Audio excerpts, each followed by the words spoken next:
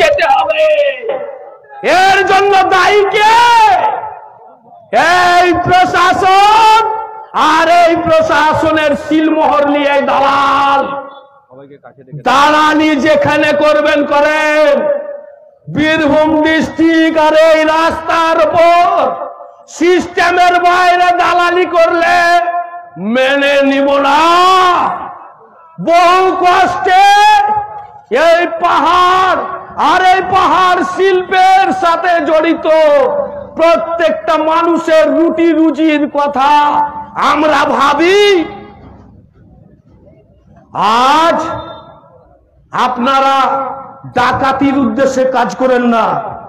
আপনারাই তো স্কুলে কলেজে মাস্টার প্রফেসর রেখে বড় বড় নীতি আদর্শের কথা বলেন। তাহলে কি করে সেই সরকারি আধিকারিক দালালি ব্যবসা কে প্রত্যক্ষ আর পরোক্ষভাবে সাপোর্ট করে? তাহলে কি চাইছেন পুরো সমাজ আপনারা যে ব্যবসাটা রাতের অন্ধকারে করছেন সেটা শিখে নিবে? এটা চাইছেন কি? সেটাও খোলামেলা বলেন। কেন আপনাদের রাস্তা যেখানে শেষ হয়, আমাদের এই পাহাড়ের মানুষের রাস্তা সেখান থেকে শুরু হয়। বহু কষ্টে রুটি রুজি ও সংসারকে সুস্থভাবে চালানোর জন্য আমরা এই কারবার, এই ব্যবসাতে আছি। খবরদার, প্রশাসনিক সর্বস্তরের আধিকারিককে বলছি, কোথায় চালাকির ব্যবসা করবেন আলাদা কথা। এই 19 এটা 14 নাকি 14 আর 60 বীরভূম ডিস্ট্রিক্ট, এইখানে কিন্তু হিসাব করে চলবে। এই হিসাব যদি ভুল করে, আপনি যত ডিগ্রি নিয়ে এসছেন যে সেই কলমের ডগাই ভাবছেন আমার বাড়তি আয়ের সোর্স বানিয়ে নেব, সাবধান সাবধান। মানব না আমরা প্রশাসনকে। আমরা শুধু গাড়ি মালিকরা না, ক্রাশার মালিক, মাইন্স মালিক, এই এলাকার মানুষ পরিচ্ছন্নভাবে প্রত্যক্ষ মদত করি। তাই আপনারা একটা ভ্যান নিয়ে 4টে অফিসার আর এই গেটে 1.5 টাকার লোক নিয়ে ফুটানি দেখাচ্ছে। ভেবেন না যে 1.5 টাকার লোকের গরম দেখা লোক আমরা। বহু কষ্টের সাথে পাথরের সাথে লড়াই করালো। ভয় কথাটা জন্মের আগে থেকেই আমাদের খাতাতে নাই। বেপরোয়া যেটা বলে সেই মাটি হচ্ছে বীরভূমি। তাই ইতিহাস কাল থেকে এই মাটি, এই এলাকার নাম বীরভূমি। এটা আপনাকে খেয়াল রাখতে হবে। চালাকি করেন না আমাদের সাথে। আমাদের সাথে ভদ্রর সাথে সারা পশ্চিম বাংলা না, ভারতবর্ষের বিভিন্ন প্রান্ত থেকে ব্যবসায়ীরা আসে। প্রত্যেককে যথেষ্ট সম্মানের সাথে আমরা রাখি না রাখি না বলো? মারওয়ারি আছে, সিন্ধি আছে, ভকত আছে, কত আছে, শিউড়ি, রামপুরহাট, নলহাটি, রাজগ্রাম মিলে বলো। প্রত্যেককে সম্মানের সাথে রাখি।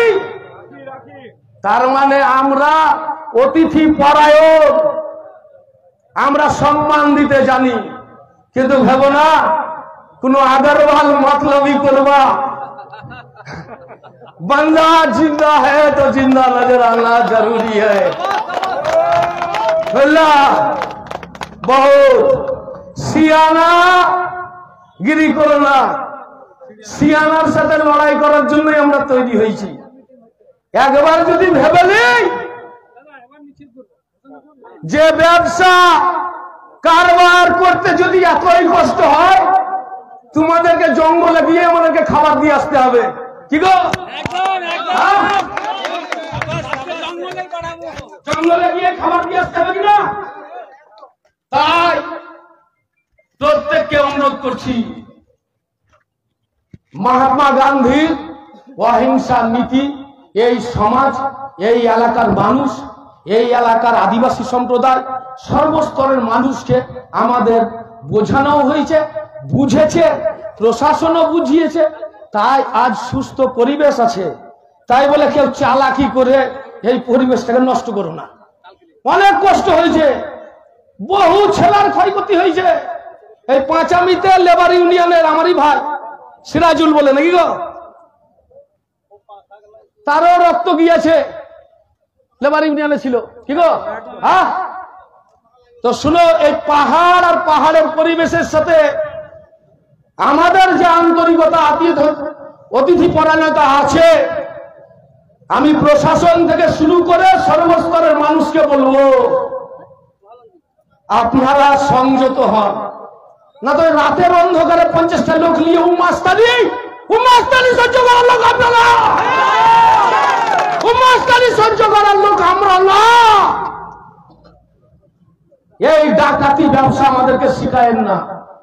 আমরা প্রশাসনের সাথে সহযোগিতা রেখে আপোষের সাথে ব্যবসায়ী সমাজ ও কারবার করতে চাই, এবং সেই রাস্তা সঠিক শিখিয়ে দেওয়ার দায়িত্ব প্রশাসনিক আধিকারিকদের। সুস্থভাবে শেখাবেন, কিন্তু ওই সিলমোহর নিয়ে ডাকাতির রাস্তা শিখায়েন না। আপনাদের সিলমোহরকে সামনে রেখে একটা গল্প মনে পড়ে গেল। আলিবর্দী খাঁর সাথে ইস্ট ইন্ডিয়া কোম্পানি চুক্তি করেছিল ট্যাক্স আদায়ের, আর সেই ট্যাক্স আদায় তোমার আমার পূর্বপুরুষের কাছে ইস্ট ইন্ডিয়া কোম্পানি অনেক জোরপূর্বক করতে লাগলো। তোমার আমার সাধারণ যারা পূর্বপুরুষ, তারা দেখলো আগে নবাব সংযত ছিল, কর আদায় করত সহজভাবে। আজ নবাব জালিম হয়ে গেল, জোরপূর্বক ভাবে কর আদায় করছে। বদনাম কে হলো? সরকার। আদায় কে করলো? জুলুম করে east India company. East India company মুনাফা করে সেই আজকের ডেটে 200 বছর 250 বছর ধরে তারা লন্ডনে। ক্ষয়ক্ষতি হলো কার? আমাদের সমাজের মানুষের। তাই মাঝখানে ইস্ট ইন্ডিয়া কোম্পানিকে কর আদায়ের ব্যবস্থা ভুলে যাও। ওই কোন আগরওয়াল, কোন মন্ডল, কোন লাটাবেটি এসব লেখো না, কেন বদনাম সরকার হচ্ছে, মুনাফা ও লিছে, জুলুম আমাদের লোকের উপর হচ্ছে। আমরা তো এই দেশের মানুষ, আমরা এই রাজ্যের মানুষ, পার্শ্ববর্তী ঝাড়খণ্ডের আমাদের মানুষ এই একই কারবারের সাথে যুক্ত, আমাদের সাথে একে অপরের সহাবস্থান আছে। তাই প্রত্যেককে অনুরোধ করছি, ওই ইস্ট ইন্ডিয়াওয়ালা বুদ্ধি, ওই নবাব আলিবর্দী খাঁর সাথে যে চুক্তি, এই ব্যবস্থা তুমি রাজ্যের কোন প্রান্তে করবা, করো না সরকার, এই প্রান্তে করো না। এই প্রান্তের মাটি ইতিহাসে লেখা আছে বীরভূমি। এই প্রান্তের মাটির কিছুটা রাস্তা ধরে যাওয়ার পরে সেখানে তোমাদের দৌড় শেষ, আমি জানি, আমরা জানি। তাই সেহেতু আমরা রুটি রুজির লড়াইয়ে আছি। সুস্থভাবে আমাদেরকে রুটি রুজির লড়াইয়ের রাস্তাতে সহযোগিতা করো। কোনো ভুল হলে শিখিয়ে দাও। আমাদের ভুল শিখানোর জন্যই তুমি প্রশাসন আছো। আমি যদি সবই ভুল জানতাম, তাহলে আমি তো চাকরি করতাম, গাড়ির ব্যবসা করতাম না পাথরের ব্যবসা করতাম, তাহলে আমি তো প্রফেসারি করতাম। তাহলে তুমি থাকতা প্রফেসারিতে? নিশ্চয়ই থাকতা না। তাহলে তোমার দায়িত্ব আমাদেরকে বুঝিয়ে চলা। দালালির ব্যবসাটা শিখায় না আমাদেরকে। দালালির ব্যবসা শিখালে তোমরাই ঠকবা, প্রশাসনিক আধিকারিকরাই ঠকবা। প্রত্যেককে অনুরোধ করছি, সুশৃঙ্খল ভাবে, যেহেতু জাতির পিতা মহাত্মা গান্ধী নামে শুরু করেছি, প্রত্যেকেই সুশৃঙ্খল ভাবে ধাপে ধাপে আন্দোলনের একের পর এক কর্মসূচি পালন করবে। আমাদের জেলার নেতৃত্ব আছে, জেলার সভাপতি বাক্কার সাহেব আছে, আনাস আহমেদ আছে, আরো বিভিন্ন জেলা থেকে এসছে। প্রত্যেকে সুশৃঙ্খল ভাবে থাকবেন।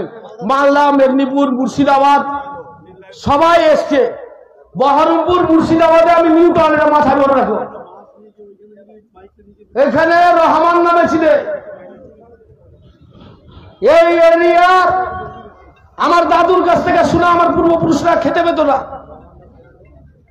দাদু হরিওকা গ্রামের ওদের স্কুলের প্রাইমারি টিচার ছিল। একটা বিক্ষোভ প্রদর্শনী হবে, আপনি বলবেন তো আমরা রুটি রুজির লড়াইয়ে এখানে সবাই হয় আমার আত্মীয় না হলে বন্ধু। আমার ব্যথা থাকবে প্রত্যেককে বলছি, আমাদের জেলার নেতৃত্ব আনাস আহমেদ এরপরে আপনাদেরকে আন্দোলনের কর্মসূচি বলবে, সুন্দরভাবে সুসজ্জিত হবে নেতৃত্বের কথা শুনবে, তাতে থাক আর যাক, যা হবে হবে। এমনিতেই তো তুমি কেড়ে লিছ, আমার মেহনতের পয়সা তুমি লুট করছো, তা আজ তো লড়াই শুরু, এবার কদিন করছো সেটাই দেখব। এই বলে প্রত্যেককে সালাম জানিয়ে, ধৈর্যের জন্য আহ্বান জানিয়ে আমার ছোট্ট আবদার শেষ করলাম। নমস্কার। এর পরবর্তী হচ্ছে আমরা একটা কর্মসূচি করব। তো আমার সমস্ত ট্রাক মালিক বন্ধুদের কাছে রিকোয়েস্ট, আপনারা সকলে চেয়ার থেকে উঠে সবাই সামনের দিকে আসবেন, সবাই চেয়ার থেকে উঠে সামনের দিকে আসবেন। এর পরবর্তী যে বিক্ষোভ আন্দোলনের কর্মসূচি তা আমরা এক্ষুনি শুরু করব। আপনারা সবাই